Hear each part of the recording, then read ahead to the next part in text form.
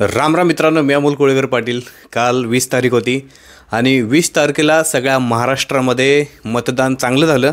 खरं तर पहिल्यापेक्षा ह्या वेळेला खूप चांगलं मतदान झालं आणि गडचिरोली हा असा एकमेव जिल्हा झाला की पूर्ण राज्यामध्ये सगळ्यात जास्त मतदान गडचिरोली या जिल्ह्यामध्ये झालं. 69% मतदान पूर्ण जिल्ह्यामध्ये झालं बाकीच्या तुलनेमध्ये. आणि सगळ्या राजकीय लोकांची भविष्य ही मतपेटीमध्ये काल रात्री 6 वाजता बंद झाली.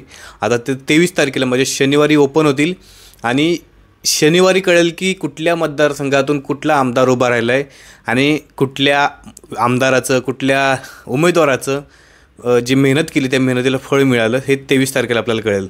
सगळे एक्झिट पोल येत आहेत. एक्झिट पोलमध्ये सगळं सांगितलं जाते. महाविकास आघाडीला किती जागा भेटत आहेत, महायुतीला किती जागा भेटत आहेत, अपक्षांना किती जागा भेटत आहेत. आता हे एक्झिट पोल कसे असतात ह्याच्यावरती देखील आपण एक व्हिडिओ बनवलेला आहे. हे सॅम्पल्स कलेक्ट करतात. कधी कधी काय होतं की पाठीमागच्या वेळेला लोकसभेच्या वेळेला एक्झिट पोल हे पूर्णपणे चुकीचे ठरले होते, कारण त्यांनी जे सॅम्पल कलेक्ट केले होते आणि ॲक्च्युअलमध्ये जो रिझल्ट आला ह्याच्यामध्ये खूप मोठी तफावत होती. होऊ शकते आपण याही वेळेला. आता काही एक्झिट पोल असं सांगतायत की महायुती पुन्हा आपलं सरकार स्थापन करू शकते, म्हणजे देवेंद्र फडणवीस, एकनाथ शिंदे आणि अजित पवार गट. पण काही पोल सांगतात की महाविकास आघाडी सरकार स्थापन करू शकते. 288 उमेदवार आहेत आपल्या पूर्ण राज्यामध्ये आणि त्यापैकी मॅजिक फिगर जो नंबर आहे तो माझ्या हिशोबाने 145चा आहे, जर मी ते चुकत नसेल तर. आणि त्याच्यामुळं आत्ता सध्या असं दाखवलं जातं आहे की दोन्ही एक्झिट पोलनुसार महायुती सरकार बनवते, 1-2 एक्झिट पोलनुसार महाविकास आघाडी सरकार बनवते. पण मनसेचं कुठंच नाव दिसत नाही आहे मित्रांनो. जो इतरचा आकडा आहे आपण त्याच्यामध्ये आहोत, म्हणजे मनसे तिथे आहे आणि बाकीचे तिसरी आघाडी जे छत्रपती संभाजी महाराज, बच्चू कडू असतील आणि इतर अजून मित्रपक्ष असतील तिसऱ्या आघाडीचे ते असतील, अपक्ष असतील आणि ह्या सगळ्यांपेक्षा सगळ्यांच्या बाजूला मनसे असेल. पण एक गोष्ट तुम्ही लक्षात ठेवा, जेवढे एक्झिट पोल सांगतायत ना ह्या एक्झिट पोलनुसार जरी आपण पकडलं किंवा ह्यांच्यानुसार जरी आपण विचार करायला गेलो तर कुठलाही युती, कुठलीही संघटना म्हणजे घटक हे महायुती असेल किंवा महाविकास आघाडी सरकार बनवू शकत नाही. कधीपर्यंत? जोपर्यंत त्यांना इतर मधल्या म्हणजे जे अपक्षमधले काय लोक आहेत ह्या लोकांचं साथ मिळत नाही, ह्या लोकांचं समर्थन मिळत नाही, तोपर्यंत कुठलाही व्यक्ती सरकार बनवू शकत नाही. आता याच्यामध्ये मनसेची काय स्थिती आहे, मनसेचं कोण सांगायला तयार नाही आहे. यावेळेला खरं सांगतो तुम्हाला, ह्यावेळेला मॅजिक होणार आहे शेवटला. ज्या पद्धतीने लोकसभेच्या वेळेला एक्झिट पोल हे चुकीचे ठरलेले, सपशेल खोटे ठरले होते, त्याचप्रमाणे या ठिकाणी मी म्हणत नाही की सगळेचे सगळे खोटे ठरतील, परंतु मनसेला जे त्यांनी गृहीत धरलेले एक्झिट पोलवाल्या कंपन्यांनी ते यावेळेला चुकीचे ठरतील. यावेळेला मनसेचे किती जागा निवडून येतील मी तुम्हाला आता सीट सांगतो. उद्या निकाल आहे, खरं तर उद्या की परवा दिवशी निकाल आहे आणि तुम्हाला मी मनसेची जागा देखील सांगतो. अमित ठाकरेंची जागा 100% लागेल, 100% लागेल. नाही लागले ना या ठिकाणी राज ठाकरे यांच्या इज्जतीचा प्रश्न निर्माण होणार आहे, कारण उद्या उठून कोणीही बोलू शकतो की तुम्ही तुमच्या मुलाला निवडून नाही आणू शकला. त्यामुळं इथली जागा प्रतिष्ठेची बनलेली राज ठाकरे यांच्या परिवारासाठी. त्यामुळं या जागेवरती त्यांनी काय मेहनत घेतली असेल, काय विचार केला असेल, काय प्लॅनिंग करून ते निवडणुकीमध्ये उतरले असतील ना, ह्या पण विचार करायला नाही पाहिजे.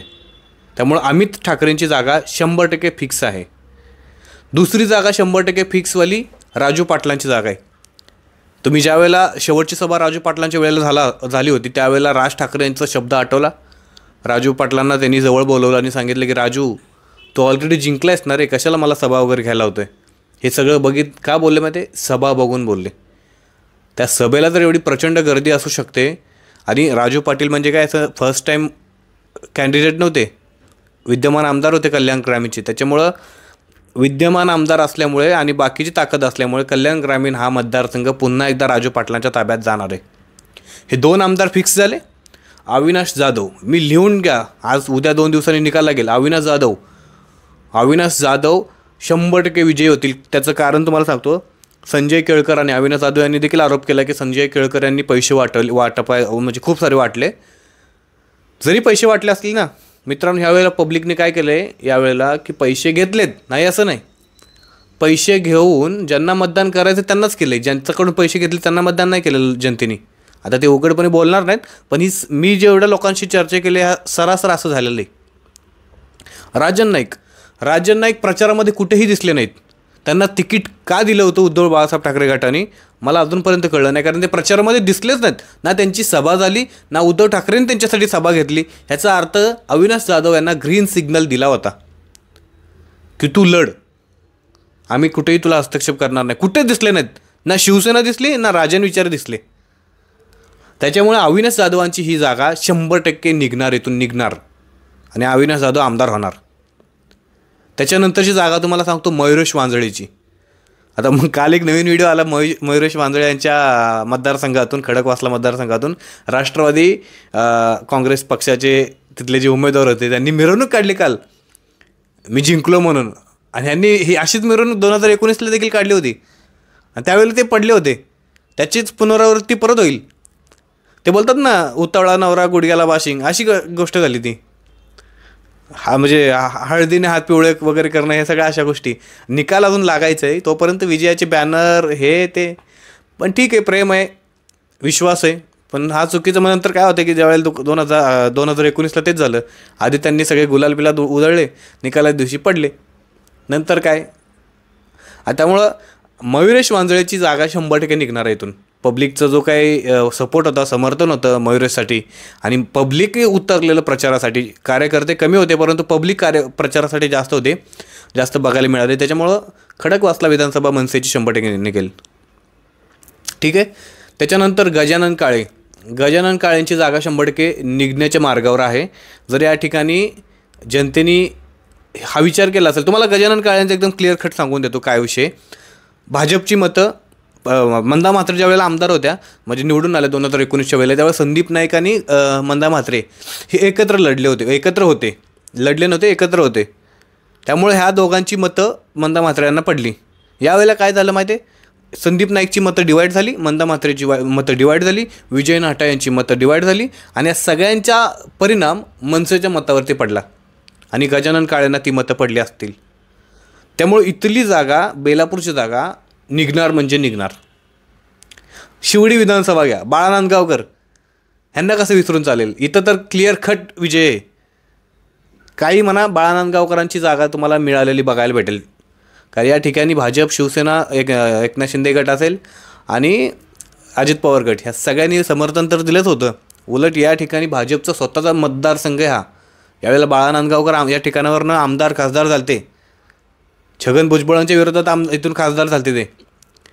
त्यामुळं हा मतदारसंघ त्यांना चांगला ओळखून आहे. इथं त्यांची मोठा होल्ड आहे आणि इतर अजून त्यांना समर्थन आहे ना भाजपचं, शिवसेना शिंदे गटाचं आणि अजित पवार गटाचं. भले थोडी जर मतं यांची पकडली तरी ती वाढतीलच ना.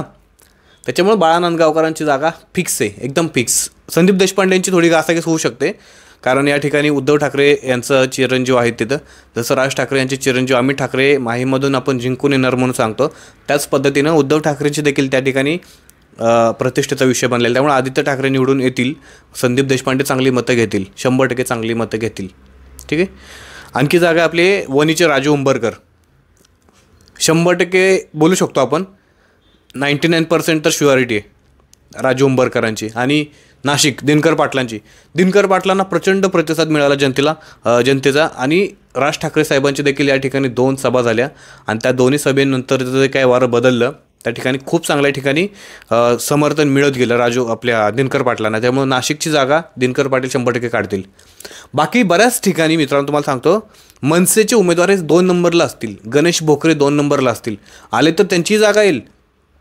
थोड्या मतामध्ये काहीतरी तिथं घडेल, पण गणेश भोकरे 2 नंबरला असतील राज्यामध्ये, मी तुम्हाला सांगतो.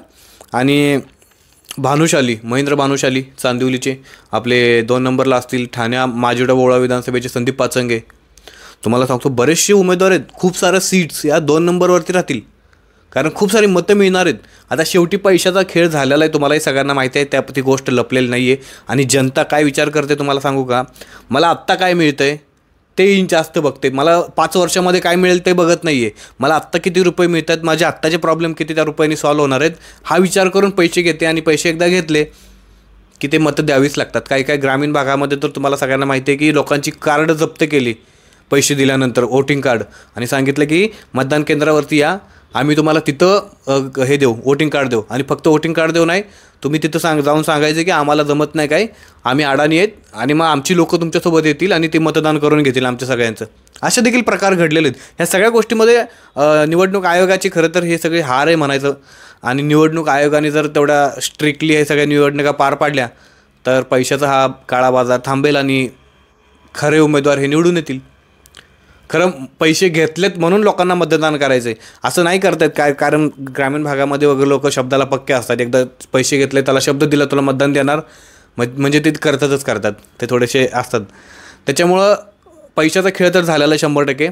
त्या पैशाचा खेळाचा फटका हा मनसेला बसणार आहे, कारण मनसेने राज्यामध्ये कुठेही पैसा वाटला असेल असं मला नाही वाटत.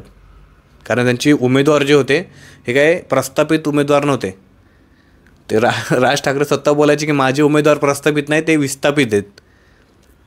ठीक आहे, त्याच्यामुळं मनसेला 100% पैशाचा फटका बसेल, पण एवढा नाही. जे सीट्स आहेत त्यांच्या ते 100% निघतीलच. पण मनसे महाराष्ट्रात बऱ्याच ठिकाणी 2 नंबरला राहतील. 23 तारखेला कळेलच आपल्याला काय. तोपर्यंत तुमचा काय विचार आहे, तुमचं काय मत आहे, कमेंट करून आपल्याला नक्की सांगा. आणि आपल्या व्हिडिओला लाईक करा, मित्रांसोबत शेअर करा. चॅनलवरती नवीन असेल तर प्लीज सबस्क्राईब करा. बरेचसे आपले असे मित्रपरिवार आहेत जे बघतात व्हिडिओ परंतु सबस्क्राईब करत नाहीत. एक क्लिक करून सबस्क्राईब करायचं मित्रांनो. तुमच्या एका सबस्क्राईबमुळे मला अजून काम करण्यासाठी ऊर्जा मिळते, एनर्जी मिळते. त्यामुळे प्लीज एक सबस्क्राईब करा. जय शिवराय, जय मल्हार.